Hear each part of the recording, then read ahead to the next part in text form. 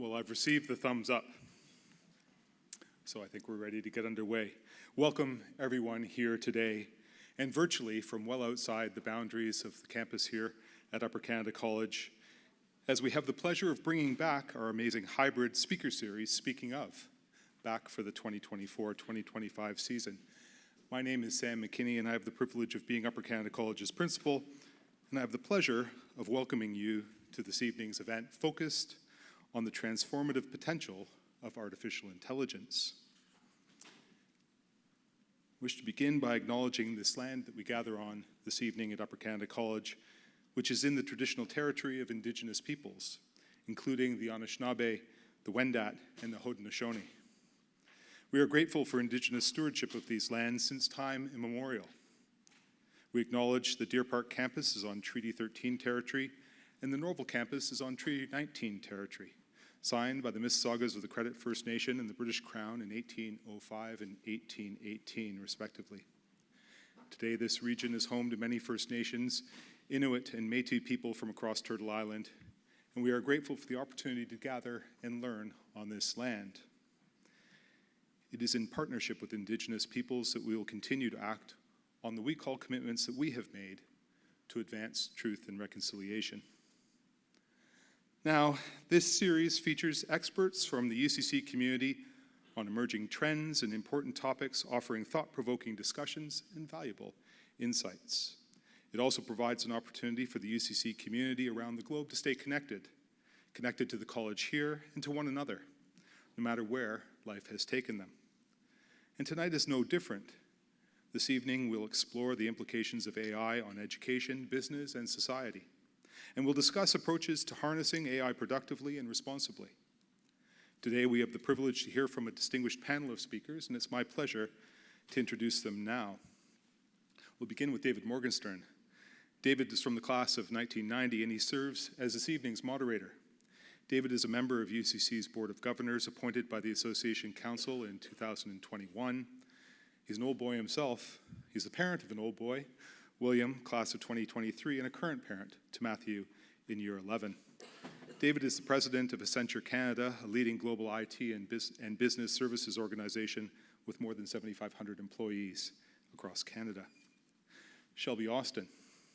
Shelby is the founder and CEO of Arteri AI, an award-winning company that works with large financial institutions globally, turning documents into data to drive automation and intelligence into core business processes.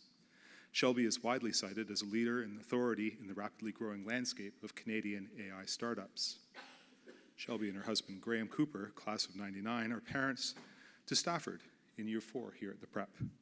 Graham's brother, father, uncles, grandfather, they're all UCC old boys. Dr. Susan McCahan.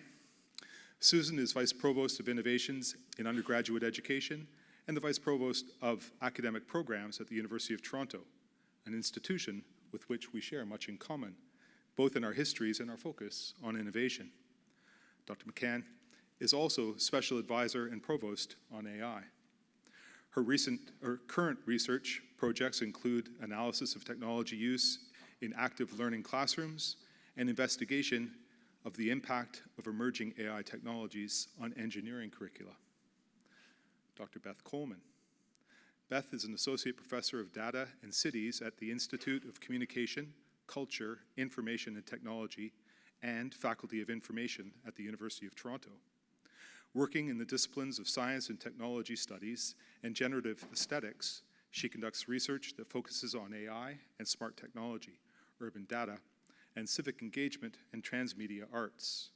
Beth is a founding member of the Trusted Data Sharing Group and research lead on AI policy and praxis at the Schwartz-Reisman Institute for Technology and Society. Beth and Howard are parents of Beezy, who's currently here at the college studying in year 10. And Janet Krstevski. Janet is Managing Director of Accenture Canada's Talent and Organization Practice based in Toronto. As a seasoned leader at Accenture, she's also the Gen AI Talent and Learning Lead and a key member of Accenture Canada's Strategy and Consulting Leadership Group, as well as North America Talent and Organization Leadership Team. I want to say thank you to each of our panelists for participating tonight And with further ado, David, it's directly over to you to get us underway. Thanks so much. Thank you. Thank you, Sam. Thank you for the warm welcome. Thank you, panelists, for joining, and thank all of you for joining as well, both here and online. I think it's a great sign of the interest in this topic. It's a topic that we began to discuss at the board, a year and a half ago, around how does UCC begin to approach the AI topic. And certainly one of the first ideas was to get the community together to start to unpack some of the ideas, some of the opportunities, some of the risks, and that's what we endeavor to do tonight. A few housekeeping words. This will be interactive, means we speak, we ask each other questions, you ask us questions as well. Likewise, those online, please use the Zoom chat function, and one of our colleagues here will be handing up some questions from online. We'll probably be about an hour, of which we'll have some of that Q&A in the last 20 minutes or so as well. My job is to get the panel to inform us and bring some ideas to the table, and then to get us out for a reception and a snack outside before we're all too hungry. We're going to start with an icebreaker, and then we're going to get into some of the flow of the panel. We're going to be talking about some of the recent developments in AI, certainly how Gen AI has begun to become a topic that every business, every government, every policymaker in this country and around the world is spending more and more time on. We're going to talk about the impacts in education, the risks, the opportunities, both from a faculty, from a student perspective as well. We'll lift a little broader into some risks in society, the role of regulation in AI, what's coming around the corner, what should we be thoughtful about as participants, as parents, as educators, as policymakers, as a business community. And we'll talk about what skills are needed in the future as the world becomes more augmented, the world becomes more automated with AI. What will the workforce look like? And how should we think then from an education lens, what type of skills should be prepared for that workforce? That's what we want to achieve today. We're going to start with an icebreaker, sort of a warm-up, if you will, where I'll ask the panelists to do two things. You can choose. You can choose both or one of the two. Have you used AI recently? Give a quick anecdote. And professionally, Sam's given sort of our bio a little bit, but tell us all where your professional life and AI are intersecting right now. Who'd like to go first? If not, we'll go in this direction. Okay, I'll give it a go. All right, Shelby. So my entire professional life is AI. I have been building AI startups since 2009, which is an awfully long time to have worked in AI, particularly given that the entire world has joined me in the past 24 months. And as a result, this one's an easy one for me because all I do all day is deploy AI software at large-scale enterprises around the world, and that's it. And I used AI every day, but in particular, my favorite AI tool that is open to the world is an AI I often talk about called Perplexity, which helps with everything, including my research for tonight. And so I'll shout it out because if whoever has ChatGPT on their phone, I would urge you to get Perplexity. Any conflict of interest here? Any ownership? Nope, Okay, good. no ownership, All no right. nothing, Okay, just that's pure. good. Otherwise, I would say my conflict of interest, David, is obviously everyone should also use Arteria, There we clearly. go. Okay. Please. Susan. Sure. So I started working really with AI in about 2019 after reading a really interesting paper on the impact on the labor market and how it might impact engineering skills in the future. But have recently, of course, gotten much more into it as it has become very prevalent in classrooms and both instructors and students. But you asked if we used it today, and in my work as task force. So this was my set of notes, and I don't know if you can see this, but it's a lot of handwritten notes and some typed notes and some doodles and all of this. And I took a couple pictures of this with my phone, gave it to Claude, and said, just turn this into speaking notes for me, which it did in nice.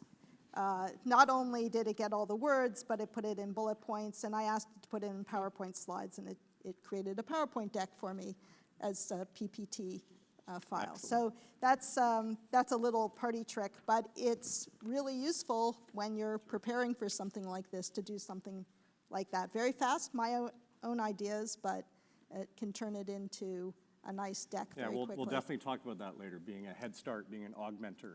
Yeah. Beth? Yeah, so it's grant season, and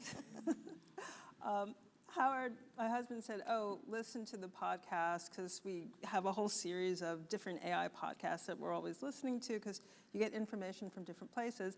So I was driving to pick up our kid, and I listened to one about Notebook LM. We're just plugging different ones, and it's David Johnson, I forget what the author's name is. And I said, oh, I can put in my PDFs and all the different references for the grant that I'm writing on trustworthiness and transparency and AI, and some sense is going to be made, and some sense was made. Like, it helped me see, oh, this is where I need to do better. This is where I can explain some more. Where can I find some more references that are valid in this context, because this is a multidisciplinary project. And just that small demo to oneself or the team that you're working with that you have every day, there really does speed workflow, but you also need particular types of skills to make clear decisions about what is valuable, what is not, and the rest of it. So use it today. We'll be up all night using it more. Yeah, excellent. Janet? Yeah, for me, there we go. I was going to say I'm pretty loud. I don't know if I need the mic. So personally, I use Gen AI a lot. I use ChatGPT.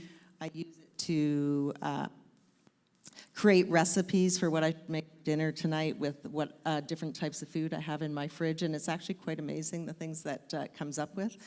I use it to create a personalized bedtime story for my niece. And then, of course, work-wise, use it a lot. So basically, I can't have even one client conversation without the topic of AI coming up. I essentially work with organizations, cross-industry, to talk about how work will be fundamentally changed by AI and Gen AI, and the impact is really massive. So I know we're going to get into the details, David, but we did some recent research with Microsoft, and Canada specific, the average working hours that will be impacted, automated or augmented, is 34%. That's the average. If you take an industry like financial services, it's over 70%. So you can imagine it creates a lot of interesting conversations on then what happens to skills, the impact on learning, and organizations needing to really put a bigger focus on reskilling, building that culture of continuous learning. And I'd say last but not least, this whole changing of behaviors and mindsets and adoption. And so if we, lots of discussions about productivity right now, and so if we're expecting to gain the productivity from the tools that we want, we need a much stronger focus on building trust and adoption with our people and our organizations. So big focus on trust and big changing of roles and leaders and how they show up. Excellent. Okay, we're all warmed up. Before we dive into some of my prepared questions, Howard, could you bring this slide up for me, please? I want to remind us a little bit kind of why we're here. And this slide, hopefully the folks online could see it as well. The top line shows the percentage of human performance reached.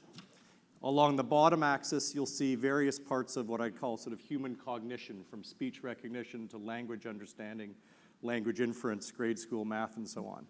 So it's a very provocative visual that shows very quickly what's happened in the last 6 years. That we have reached more or less near human potential of most mental cognition capabilities. This is ushering in, particularly in the knowledge sectors, the next industrial revolution. And we will talk about, are we in a hype cycle? We'll talk about in this sort of doom of post-hype despair. We'll talk about a shakeout, which will no doubt happen in a lot of the AI funding world, except for yours.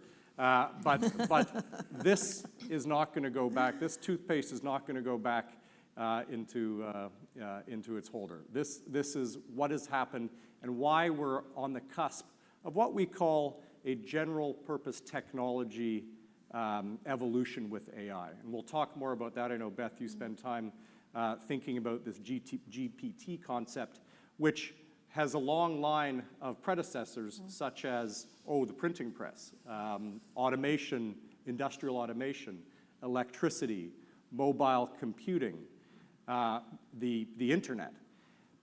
All of these profoundly changed how society was rewired, how skills were thought about, how income was generated, how income disparity was generated, the conversation of equity of access to all of those GPTs I mentioned.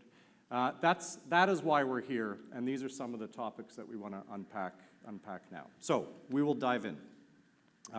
We could go back to the placeholder slide, Howard. Thank you, Shelby. So last 6 years, or even since we all had the ChatGPT experiment, almost 2 years ago now. Give us your perspective, particularly as an entrepreneur in the AI space, how we went from those tinkering, those in the know, to now what I will claim is going to be a societal revolution. Yeah, so great question. Let me start a little bit further back. So AI has been around since the 1950s or 60s, and sometimes we forget that. AI has been around for a really long time, and for those of us who have worked in AI a long time, what's happening now is totally tremendously different and also totally a part of the same. And so since that time, we had advances in machine learning, and then Canada played a really special role. We have a guy by the name of Geoff Hinton, who, U of T, who is basically the globally acknowledged father of deep learning, which becomes really important. We had a research body here by the name of CFAR that funded AI during all of its troughs over the years. And so AI in Canada in particular has been around for a really long time, and we have a really robust research history here. And so what we have seen over the years is there are certainly two large acknowledged winters, meaning where everyone thought AI was going to change the world, and then it didn't. And then again, with Garry Kasparov, he was playing chess, and everyone thought AI was definitely going to change the world this time, and then it didn't. What we're seeing right now is another moment where we think AI will change the world, and it absolutely has and will, and for those of us who work in the space, we believe this all the time, not just when it's in fashion.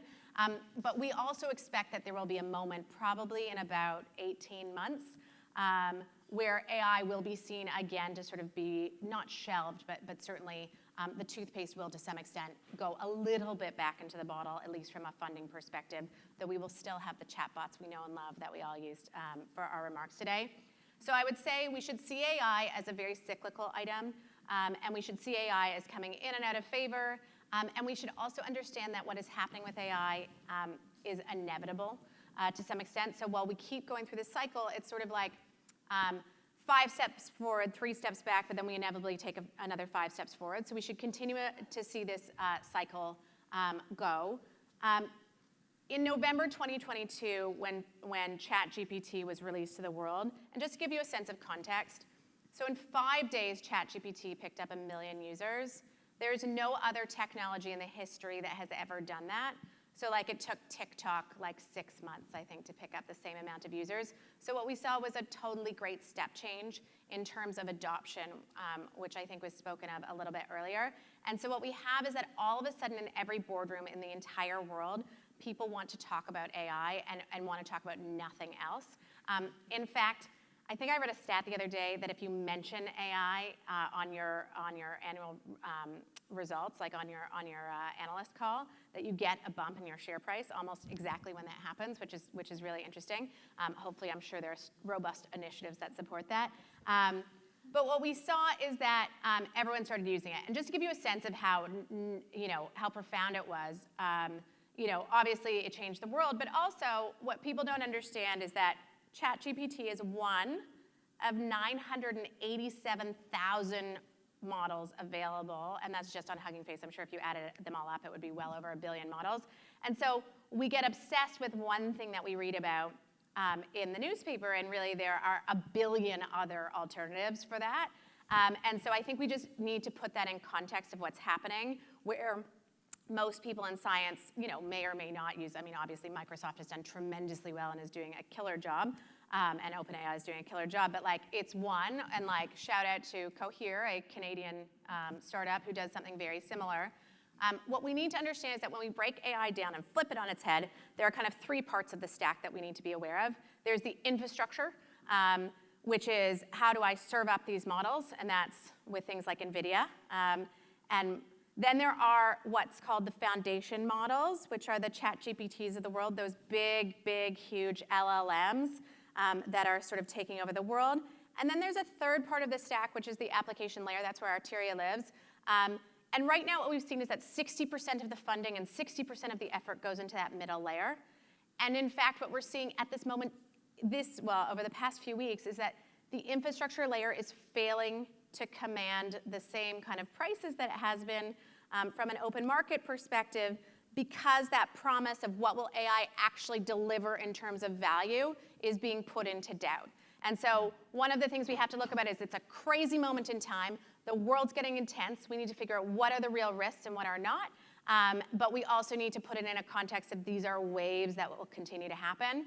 The last that I'll give you is I truly believe that this is inevitable, but you don't actually have to take my word for this. I mean, China and the US have completely raced and are racing so fast right now that Canada really has no choice but to get involved. And not to take this to an immediately geopolitical case, but in terms of productivity and in terms of where we're going, I think we just need to be aware that the train has left the station. There are folks like Professor Hinton who are very, very negative on what's happening with AI. And equally, there are folks like Mark Zuckerberg and others who are equally brilliant and totally pro-AI and believe it will cure sickness and save humanity. I mean, the hyperbole on either end is dramatic. I will say from my perspective, who delivers AI every single day, is I've seen nothing right now that could take over the world in my whole experience. So we certainly need to be aware of the risks. We need to put them in context. And I'll just leave it there, which is my final thought, is that it's certainly inevitable in my point of view, but also I think that we need to be really balanced in terms of how we think and talk about AI. Excellent overview. Thank you. We'll come back to a couple themes, productivity in particular. Susan, so here we are in this, we're in these iterations right now. I mean, at Accenture, we like to generally say we're probably in sort of the second inning right now, particularly the adoption of Gen AI. In the education sphere, whether we're talking school, high school, higher ed, graduate school, and so on, I'm sure the same iterations of panic, of adoption, of don't touch, of go all in are happening. You have a front row seat to all of that at U of T. Give us your perspective, please, on how that reaction has happened over the last 18 months as well. Yeah, certainly. So, I was working with some AI in my research prior to, I feel like this is, there we go, prior to 2022. But I teach first-year engineering design, and one of my students came running up in late November of 2022 and put a phone up in my face and said, "Look at this thing and what it can do on your assignment in your class." I was like, cool, that's, all right, here we go. Because you could see it coming, but then, as Shelby said, it really dropped in a very big way into classrooms. I think what we are seeing is, first of all, a real demand for AI literacy. Our faculty very quickly wanted to understand this technology. I think understanding the technology is an incredibly important piece. I've been doing presentations at the university for departments and for groups for the last 2 years, and inevitably there are people in the room who still think that what ChatGPT is doing is mashing up ideas or mashing up language from the internet into something and then handing it to the user. And that's not what it's doing. It really is generating the language de novo from training data that came from the internet, but it is not going and taking stuff off the internet and plopping it together to deliver something. And so that literacy, I think, is a very important step to helping our faculty and our students understand how to use this technology wisely. And our students are beginning to figure out, I think our faculty are beginning to figure it out. I've used it in my own class for developing case studies, for critiquing my own work before I hand it to my class and so forth. And as I talk to our students about what they're using it for, our upper year students in particular understand that it's not a great idea to start with it as a first draft, to use ChatGPT for a first draft, because it will essentially do what's called production blocking. If once you put a prompt in and you get the ideas from the chatbot, you're less likely to think of your own ideas. Because you've seen what it says, you're less likely to come up with your own. Much better to write down your own ideas first, give it to the chat system, and then get its response to your ideas, right? And our upper year students have figured that out. They're using it for debugging, they're using it for critiquing their work, they're using it for helping them, helping to sort of tutor them around concepts and so forth. And our faculty are figuring out like how to work with it on the development of assignments that are really deep and meaningful, and don't give the student the opportunity to demonstrate learning outcomes as well as working with the AI. There were universities that banned it and just outright in 2022 said we're banning this. We felt at the University of Toronto that that was not a direction we would be going. It was literally coming in through our doors and windows. And we now have a protected version of Copilot that is accessible to our faculty, students, and staff for use if they would like to use a protected version of it. So we're evolving, but I think understanding how to use the technology wisely and a level of literacy on what it's doing and how it's doing it are critical to making decisions about education. That's a great segue for where, I think, Beth, you spend a fair bit of time thinking around how technologies are adopted more broadly. What's the risk trade-off? What's the trust? What's the responsibility trade-off? Yeah. What should we be thinking about now? Well, I want to start with two statistics. So the Stanford Human AI Index, massive survey, global survey. The outcomes were the places in the world where people are the most enthusiastic about AI, they trust that it will transform their lives, are what's termed as the global south: India, Africa, parts of Latin America. The places that there's the most level of anxiety and concern about how AI will have bad outcomes in the world, misinformation, I don't know, Skynet, that's a bad outcome. It's global north. It's Canada, it's the EU, it's Australia, it's Japan.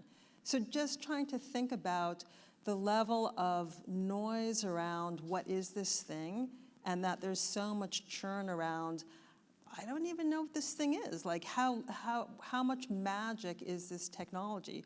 So trying to get to this place of how do we start building and learning with it together, understanding where the value is and also what our place is. So the other stat is, and this comes out of a study at Rotman, there's not so much broad adoption as of yet in industry of AI tools. And that makes sense. It doesn't mean that it won't be. But does anybody remember when like social media was a thing that businesses had to do? And you'd have people coming in and do training around social media. And it seems silly now but there are ways in which new communication technologies, new technologies, it takes time for them to be robustly adopted. But I mean, you guys are in this space. There seems to be no indication that they won't be. But we're at this kind of gap moment of, here's this tremendous noise. And if you think about the internet, and most people here are old enough to kind of remember a time when there wasn't really internet all the time and not mobile, and thinking about hearing stories and it's the Wild West, but you don't know what's going on there, and then you get like an email account, but you can maybe only email other people. So just getting to know a space, and sure, especially for our kids, the internet can be just a trash bin fire. Like social world of the internet is not quite what we wanted it to be, but it's instructive in terms of here's something that was really new, and the possibility was tremendous. You could communicate with anyone in the world. Physicists adopted it early in terms of we want to share information in this way. Many of us then followed, and the potential was unlimited. But we also can see what some of the very negative outcomes have been in terms of democracy, siloing of people's positions, toxic behavior. So I think that it will help us quite a bit to learn from that most recent, I don't know, what was that, 20 years? Industry changed. Amazon didn't exist before the internet. Yeah. So, I mean, we're at that incredible moment, but there are also some ways that we can think about, is there something that we can do collectively, internationally, in terms of policy, but also technology design around misinformation? Deep fakes are deeply troubling on many, many different levels. We'll come back to Okay, exactly that. Regulation, the role of government, the role of institutions, the role of family. If I think of the adoption of mobile phone, I'm not sure if my son's in here, but I certainly wish it was adopted later, not earlier. And I think we'll all learn from those challenges. As we get into the last days, the mobile revolution adoption, into the early days of this new adoption cycle, and where should regulation come in before we realize in the rearview mirror, too late. Janet, I brought in the heavy hitter from Accenture. Janet spends a lot of time advising corporate Canada and public sector Canada on adopting technology, and particularly on how to rewire the workforce in light of the inevitable cycle of AI. Obviously, certain industries are more susceptible, more knowledge-based industries, more language-based industries. We'll see more adoption quite quickly. Tell us what you're seeing, particularly from a skills in the workforce. What skills are being most valued? What skills are people being a little more concerned about for the future? Yeah. Well, there's certainly always this debate on technical skills, human-centric skills, and I'd say the answer is both. So I wouldn't throw away your computer science degrees yet, but I would say that technical skills by themselves are not enough anymore. And so, will there still be a need for, data science, AI, absolutely. But the human-centric skills are actually becoming even more important. So collaboration, emotional intelligence, adaptability, creativeness, the things that only humans can bring. And so there's a need for both now. And then we talked earlier about what I call digital fluency, which is this need for everybody to have a much deeper understanding of the technology than maybe you had in the past. In the past, we left the deep tech up to the technologists, and if you weren't a technologist, you didn't really pay attention. So now it's important for everybody to be more digitally fluent, and at Accenture, David, you know it well, we have something called TQ, which stands for Technology Quotient, and it's a series of modules, training that every person at Accenture, all 750,000 of us around the globe, every level, needs to take to become more digitally fluent, because without it, we're not able to do our jobs in the day and age that we live in today. So I would say those are probably the key skills, both tech and human. So critical thinking, this is good for an IB institution here, Sam. The critical thinking and reasoning ain't going away, which is good, I think. So it's STEM and critical thinking. I think we're in the right place for that. Let's go back, this concept of adoption in certain industries and so on. Shelby, you've spent time in the legal area with another company that you've been with, and obviously you're transforming the finance industry through Arteria.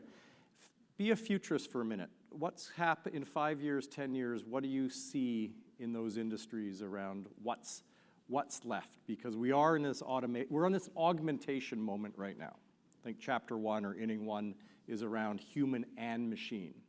Eventually, that's going to become automation. So what's left in some of those professions?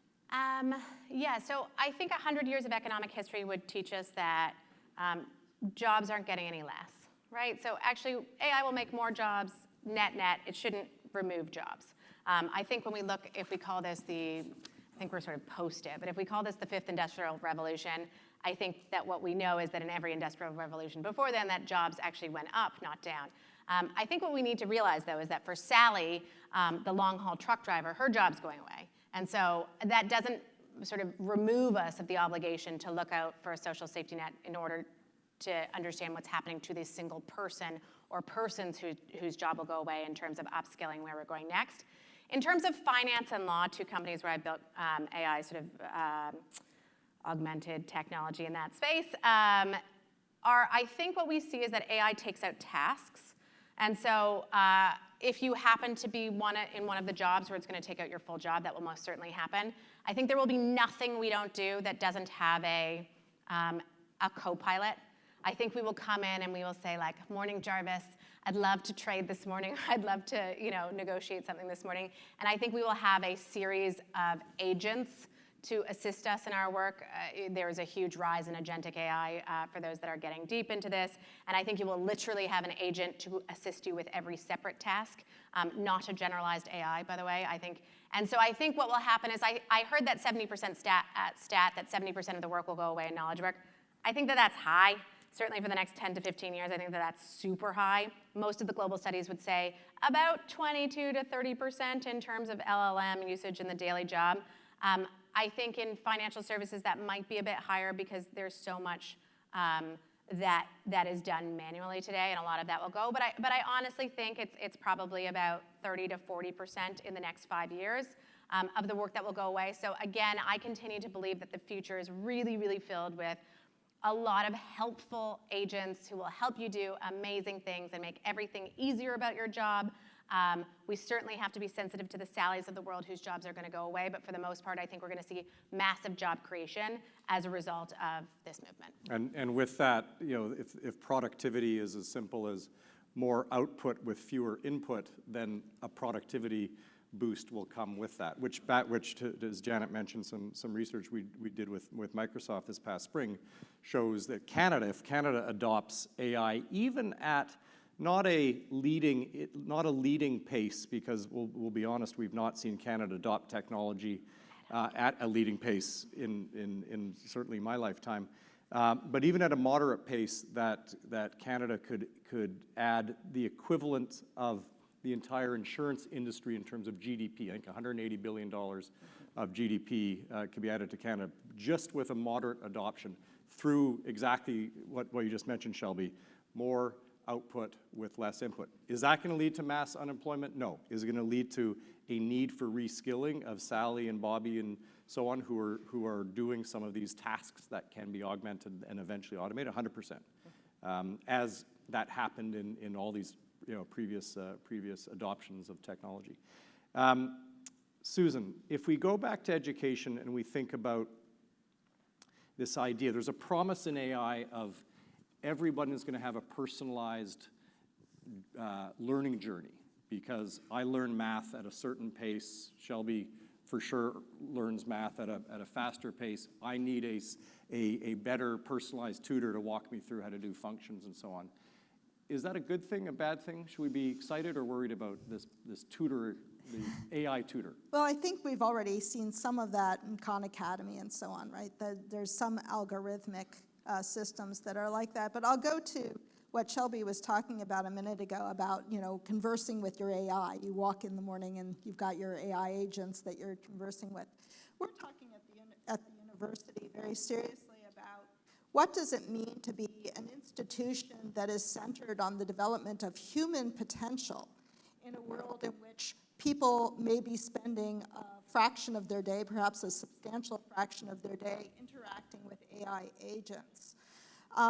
What I don't want, and I don't think as human beings would be a healthy environment, is where you're spending your whole day at your desk only interacting with your AI agents and not with other human beings. And you know, my agents interact with your agents, and I've never met you, but somehow we get stuff done because our agents are dealing with each other. We are thinking about it in terms of how do things like AI agents or personalized tutors or other types of AI systems augment us as a community of scholars and enable that human interaction that we think is so critical both to our scholarly work and our education work. Our students tell us that they value instructors not simply for delivering content, but for being mentors and inspiration for their learning, role models for helping them develop as whole human beings.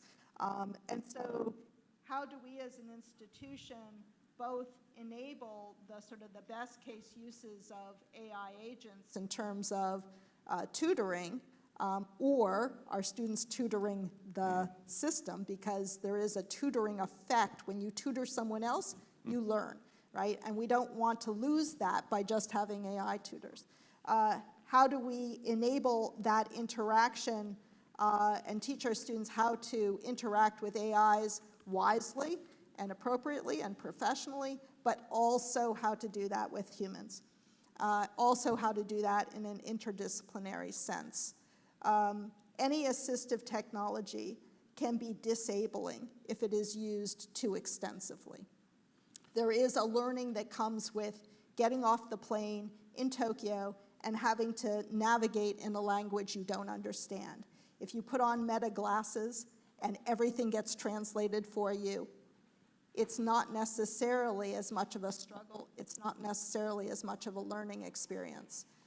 But it might be easier, and it might help you get on that plane in the first place to do it. So it's really that balance of wise use that takes advantage of everything that a human brings to the classroom and what students as whole humans bring to the classroom, as well as what potentially AIs can do, which is, you know, answer your question at 3 o'clock in the morning. I'm not going to be there to answer your question at 3 o'clock in the morning. So I'm hearing an and. I'm hearing Yes. there's great scope, but let's not forget the role of tutor being a tutor.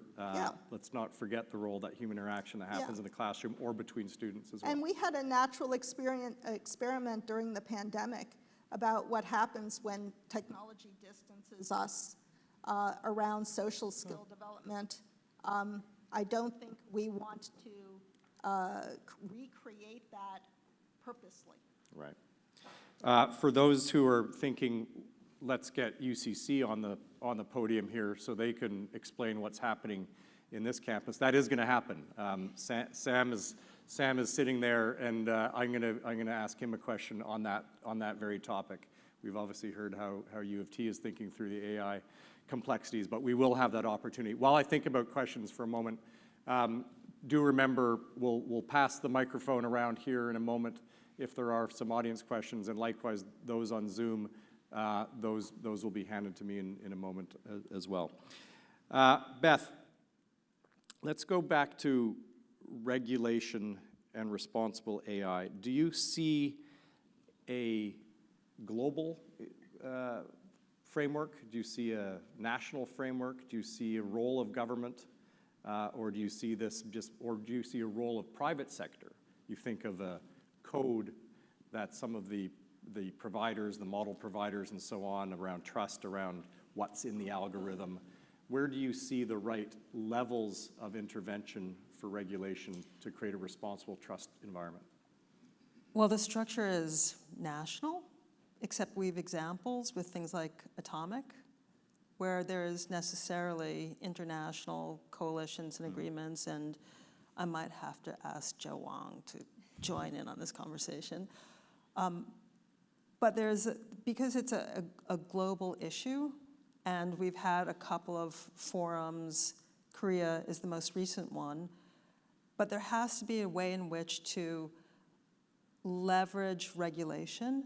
And at the moment, we have the US, China, and the EU to a certain extent. The EU is leading on policy, the other two are leading on technology. And you have privately held technology groups. So Anthropic, of the big AI groups, is the most foot forward in terms of saying safety is a huge concern, and we've put together all kinds of levels of degrees of concern about how we identify what a problem is, but that's their choice, and OpenAI is making different choices. So where's the lever? How are we as citizens of different countries, and how are we with the governments that we have? Where's the power to move regulation forward? And there's a normal conflict. Canada wants to lead in terms of AI technologies. It doesn't want to just be a great research environment, and CFAR has been incredible in terms of the history of the funding and Hinton and the rest of it, but bring product to market. And historically, the idea that the more regulation you have, and I mean, I'm American. This is how America works. Too much regulation throttles innovation. So, to hear both, this is catastrophic risk from very well-informed people, who are also some of the same people who are continuing to build large models and are saying, oh, we're running out of data. So we're at this threshold of data, but also this is an innovation question. Is more big going to cross us over to next threshold? And that's not quite known yet in terms of what the horizon is. Right.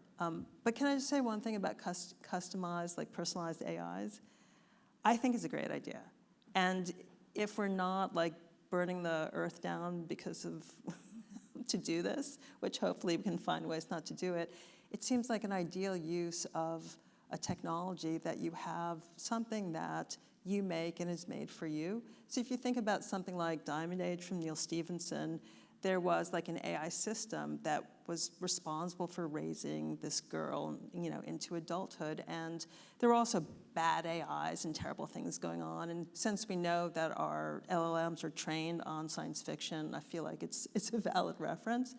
But the way that like you would grow your garden or make your tea in the morning or choose what you want to wear, like why wouldn't this tech be kind of personal in a way that's exciting? The intersection of personalized robotics and AI is a fascinating topic for another day, but that world is coming very, very quickly.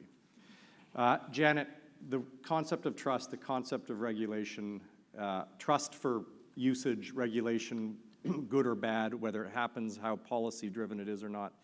In an organization, a framework still needs to exist around how companies want to behave as they begin to use AI in their call centers, as they begin to use AI in their legal department, as they begin to use AI in their hiring decisions and so on.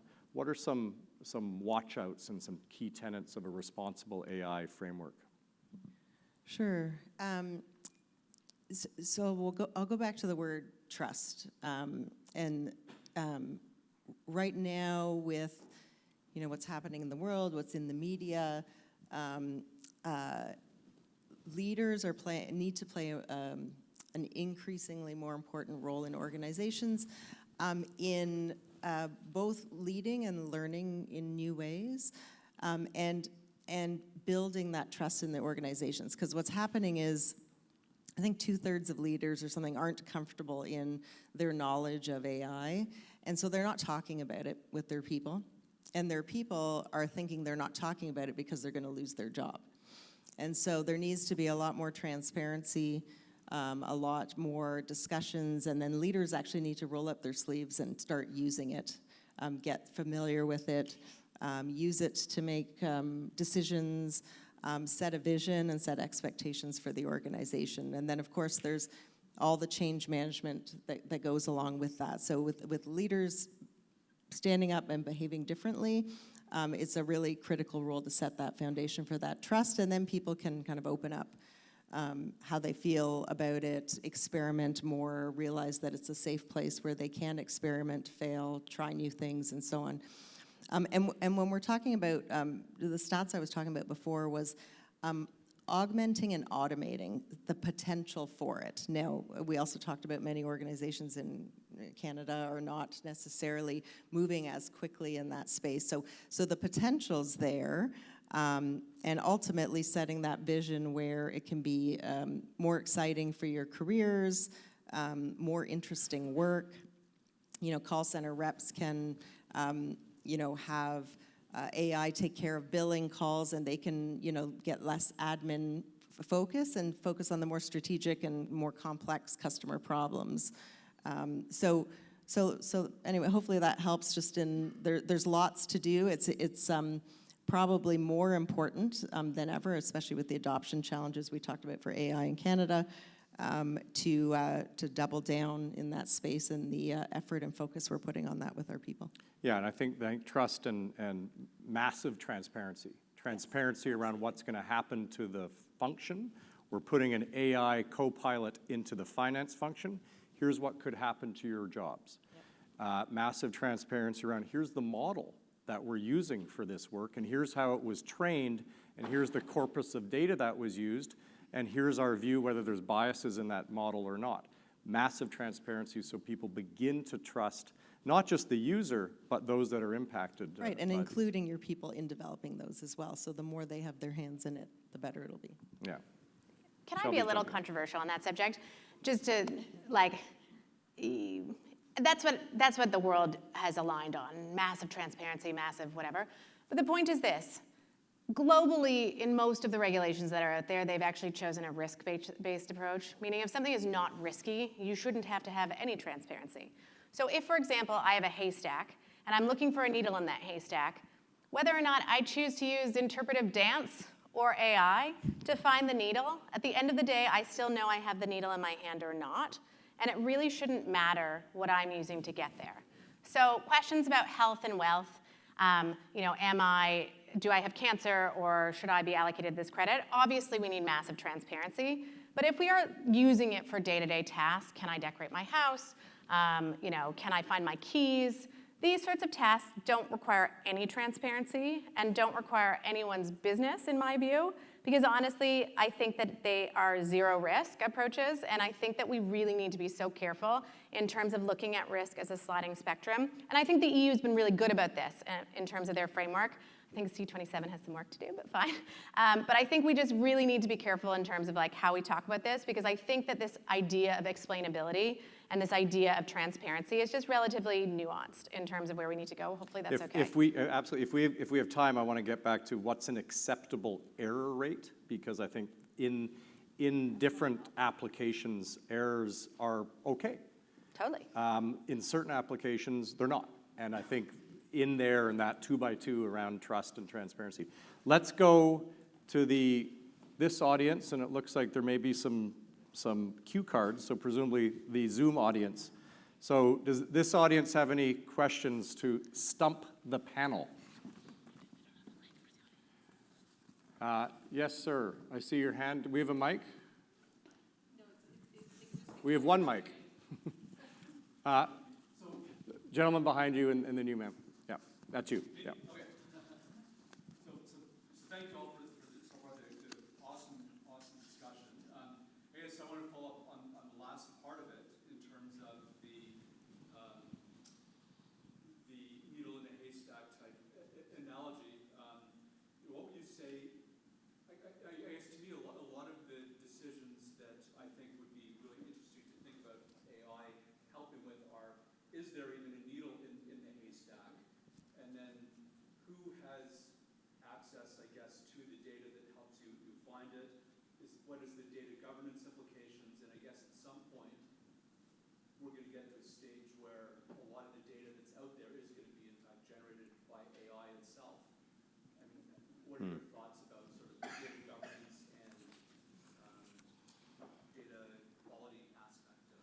Yeah, great one. Let's spend time on data. Who owns it? And then what's going to happen when the data generates its own synthetic data? Beth, I'm just wondering if he wants to come part-time into a research lab. I'm like, those are excellent all questions. right, but that's a good question. Okay, who?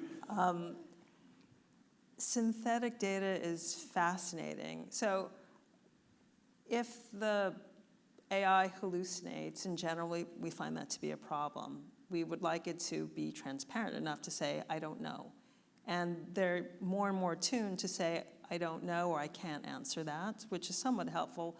But there's a way in which hallucination, giving a fake answer to a question, is part of the nature of how LLMs are designed. So it's human training in terms of how we're asking questions, but also how we're filtering answers and looking for alarm bells in terms of, well, that's a hallucination. But synthetic data is a different thing altogether. So in the field in the sciences, and particularly in chemistry, because there's such distinct benchmarks about how you can validate a finding, if you look at something like, both in chemistry and if you look at something like protein folding, synthetic data has been incredibly in terms of accelerating the number of proteins that are known because it's a very controlled expert environment. So in that case, synthetic data doesn't do what it sounds like it might do, create just chaos in the world. It's controlled and very productive. But it doesn't mean that synthetic data is going to be productive in every circumstance. And I don't know. I mean, do people know predictably what happens with synthetic data in terms of general purpose usage? Because that is part of what's on the table now. I mean, there are model collapse papers coming out on model collapse. That is right. That one more thing to worry about when the models collapse? Yes. So, sir, from a governance perspective, I think that, first of all, we have to remember that the overwhelming supermajority of models are not autoregressive and don't hallucinate. And as a result, when you're talking about you're very sensible, is there a haystack at all, or is there a needle within that haystack, sort of directionally accurate, good business, sensible things, you often have model risk and data governance just in general for your organization, and that often will extend and can be very easily extended beyond this. So I think the key here is unless you're doing something risky, because the supermajority of it is not risky, we should be extending our new processes today to continue to have good governance and good risk. I will say this, in my time deploying AI models of all kinds, everything from risky LLMs that are very experimental with synthetic data, to a plain old vanilla is this a needle kind of models, is the vast majority of them, both the security and the governance can be really easily controlled. And it's actually it ain't no thing is the truth. And so really in truth, I think what the problem of the narrative is that we're teaching leaders that they need to know the difference between synthetic and non-synthetic data and between an LLM and a different kind of model, a discriminative model. And the truth is that as a leader, you should be asking sensible questions to the experts in those fields, like your security team, your governance team, et cetera, about how this is different. Do we need different considerations? And so I think if we teach executives, and I thought Janet had a great point around this, as we upskill executives, particularly Canadian executives, Canadians are one of the least educated populations about AI. It's wild. But anyway, if we teach global executives about AI, we should really be teaching people how to ask questions and be leaders and extend their reach, because actually those are really great questions, all of which have almost invariably, for your instance that you're thinking of, very, very sensible, well thought out answers that could be answered in a span of a good hour session and are very good to fulfill, but also not complicated and have been thought of a million times before and are all good. So hopefully that's helpful. Thank you. Ma'am, next up, ma'am in the white, and then I see Joe, and then we've got some Zoom questions.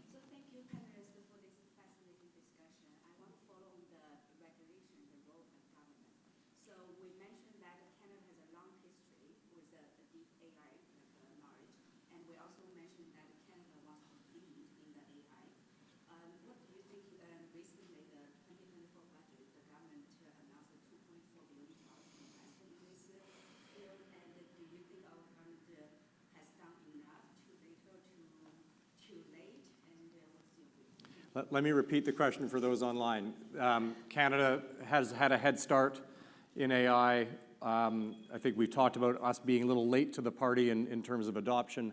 The government released a $2.4 billion budget line item around particularly creating sovereign AI or some degree of AI investment into all parts of that layer that Shelby laid out, the infrastructure, the model, and then the application layer. What's happened with that $2.4 billion? I think those who saw the Globe Mail this morning got a bit of an answer in that as well. Too little, too late? Someone else? I've got a... Who's involved with CFAR here? There you are. No, I think this is that's... Okay, I think we're all being polite. I think it's, I'm not sure if this is Chatham House rules or not, but I think this is too little. And I think the $2 billion needs another zero probably at least to be able to make a dent. If Canada has a desire to create some degree of sovereign AI, which is us not being dependent on someone else's data center and someone else's models, that is a very expensive playground to play in, and $2 billion is a drop in the bucket. Now, anybody here from a pension fund or who thinks about investments in this country, this is a utility that many ways AI will be monetized like a utility is monetized right now. So if we wound back 100 years and had the opportunity to buy power plants and transmission infrastructure, we would say, where do I sign up? So I would challenge that that money could be used thoughtfully for seed money combined with the right domestic investments, particularly if the pension funds become more interested in Canada, to actually truly supercharge. But it's still, you need a lot of money to play in this game. I think we'd need to be very clear in Canada where we would spend that money. Is it around sovereign compute, which means we could keep a data set in Canada for Canada? Is it around AI training, an AI model? Is it, as the Globe suggested, or as some people quoting the Globe suggested, subsidizing Canadian entrepreneurs, startups, number of UCC alumni you would have seen on the screen behind, around helping them access the Microsoft, Googles, and AWSs at a discount? It's essentially subsidizing big tech, let's be honest, but it's an interesting way to continue to get a head start. It's a great topic. The Globe Mail did have a good article this morning exactly on that topic. I see Joe, and then we'll probably get the hook soon. So I've got one from here. Joe, please. Thank you. Really fascinating conversation. Lots that I'd love to chat with all of you about outside the reception. But I just want to take it back to the origins of this conversation when David first brought this up at the board in terms of pedagogy and AI.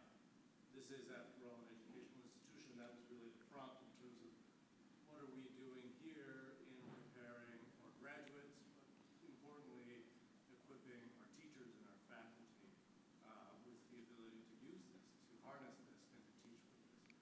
I bring this up because recently my 86-year-old dad, we outfitted him with a new mobile phone. And he's a very accomplished engineer, and he really wanted to understand what this technology was. And it drove him crazy that he could not understand. And so he put the mobile phone away for a week, and we said, are you using it? He said, no, I don't get it. And I'm wondering from a pedagogical point of view, Susan, I'm looking at you, and I know your colleagues at U of T, I could ask you the same time, but seem to have the occasion. How important is it for faculty to understand the technology in order to use it pedagogically? Or is there a way in which you and your office are preparing faculty to not really understand the technology, but nonetheless effectively use it in the classroom? Thanks very much. Susan, could you repeat, sure. repeat the part of the question you'll answer? Sure. How are we preparing our faculty to use this? And there's also a story about Joe's dad in there. Not understanding the technology. Yeah, my 87-year-old father uses Perplexity, actually, and really well, actually. Yeah, I think if you don't understand the technology, you have this tendency to think about it magically. And that's a problem. Because if you think about something magically, you're going to do things with it that are inappropriate. And I was saying the other day, I remember when we first had microwave ovens. That's how old I am. And cookbooks came out about how to cook a whole chicken in a microwave oven. There's like how you come out with a really good roasted chicken from a microwave oven. Really bad use of the technology.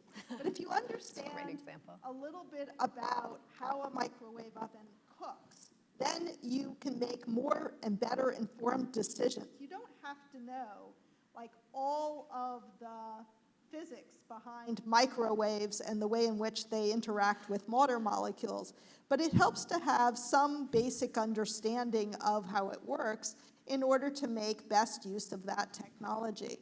Or the kind of cruise control adaptive assistance that you get in your car now, or lane assist, how is it working? And so you can operate with it in a informed manner.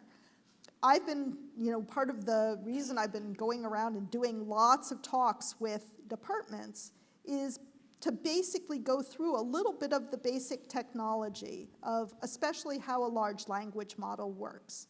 Because if you understand even sort of basically how it works, then you can get your head wrapped around what it's going to be good for pedagogically, what it's not going to be great for, how to work with it with your students.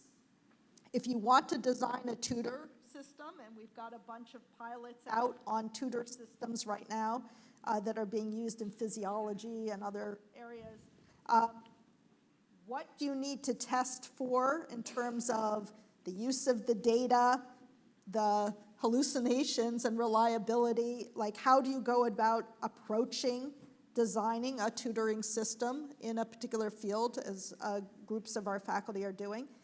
It doesn't actually mean that you need to understand AI at the depth that some of the people on this stage understand it, but you do need to have some basic understanding, I think, of the way it works.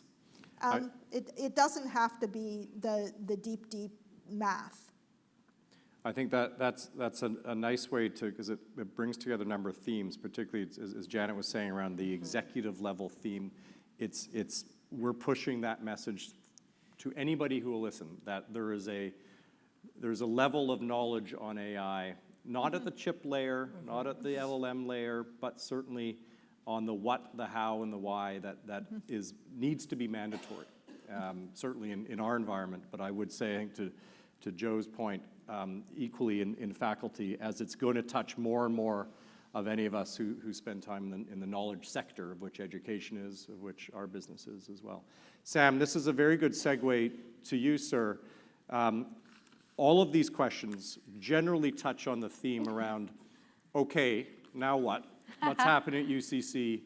Are we still focused on critical thinking? Where do we think about around hard tech versus critical thinking?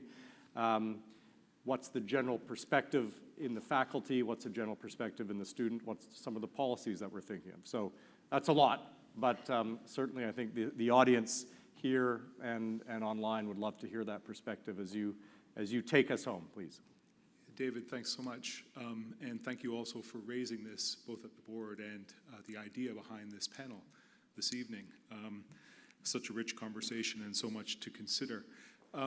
Here at the college, you asked the question at the outset, how have we used AI? So individually, I want to answer that question because it's perhaps an insight into my own thinking on this. Very early, in fact, it was a year and a half ago, at a leaving class address, in advance of the leaving class, my graduation address to our students, I asked AI the prompt to write for me the portion of a leaving class address, and I had that with me, and I delivered that to the community, and it was a provocation. 3 minutes into my leaving class address, I paused, and I revealed that I hadn't written a single word of what I'd spoken to that point in time, and the provocation was, at that moment, very early, this is just months into the launch of the GPTs, the ChatGPT that we know, there was the view that, was this an existential threat to education? Was there something that was deeply threatening? And I was trying to provoke the idea that there's opportunity here, and that it's the opportunity that we need to look to understand. So that's my own feeling, is where is the opportunity that lies within this? Not something to be afraid of, something to be wary of, something to be conscious of, but not something to be afraid of. Listening to the conversation that's taking place, I think the arc of the conversation is reminiscent of the arc of the thinking here at the school. We started with Shelby, who's talking about the opportunities that exist within AI, and talking about, and that's what we are looking to, is what opportunities are there for us. But Susan then spoke about how AI was coming into our classroom spaces, how students were bringing it in with them, and we were not yet prepared in many ways for that from the educator's perspective. So when Beth was speaking about what are the boundaries that we put around it, what are the guardrails we put in place, and some of the boundaries around use, ethical use, and protecting academic integrity, some of those policy perspectives, how do we encourage use for our employees? That has been our thinking. And then some of the conversation here at the end with Janet about the skills. Because if looking for the needle is the skill that we need to retain, then we have to discern that. What is the skill, the human skill that we are looking to support within education? Susan also spoke of that. At the college this year, prior to the year beginning, we had teams of individuals, a specific team at a summit, an AI summit of schools discussing both policy and practice within the school and how were schools approaching this. They brought back that thinking to early conversations this year that have led to professional learning communities. Our faculty is deeply engaged in conversation around how might this provide opportunity, how are we using it now, how can we use it, and how we might we use it as we move forward. We, of course, have put some policy in place that supports faculty use and indeed encourages faculty use, but then also puts some parameters around student use, again, from that perspective of academic integrity. I was listening to a colleague speak about, to come to the question of skills, learning has friction, right? For learning to be something that is beneficial, there's some challenge. And if the AI reduces the ability for learning to be an outcome, then perhaps that's something that we want to be conscious of. And where we need to then be able to discern what is the skill that we are seeking for our students to graduate with, the skills, the basket of skills, and how can AI support us in the development of those skills. So that's the space that we're in right now. I mentioned professional learning communities and our across the college colleagues involved in those communities in ongoing conversations around this at this very time. So I think that's where I would start with a response to you, is that in each of these areas, the exploration of what is available to us and discerning what is appropriate for within the school environment, understanding how we as educational practitioners grapple with that and create the correct environment within our classrooms for our students to engage from the perspective of the policies and from the perspective of skills. Excellent. Thank you, Sam. That concludes our questions.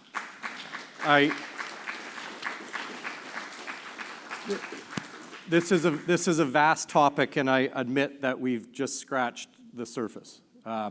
We didn't talk about the technologies. We didn't talk about how the chips work. We didn't talk about the vast consumption of power, and unfortunately still greenhouse gas to power our recipe searches on our phone and whatnot, let alone massive adoption and so on. Stay tuned. I think the idea was to begin the conversation. The idea is to understand the interest level in the community, both around us learning from one another, but also what the college could continue to do as we think about the next 200 years, and AI is definitely going to be part of it. I do always go back to the analogy of electricity. You know, electricity from the invention to the mass adoption was about 50 years, but electricity rapidly, or not rapidly, slowly but surely, completely reconfigured how society operates. And I think we are definitely on that cusp there. So I think with that takeaway, let me thank the panel again. Great insights. We could go more. We could go an hour on each one of those topics, but thank you very much. Sam, to you. To all those in our audience, thank you for joining us this evening, and to those who have joined us online, we appreciate you being with us. To all of you, we look forward to a next occasion to gather at a UCC event in the near future. To our panelists, to David, thanks so much, and have a lovely evening.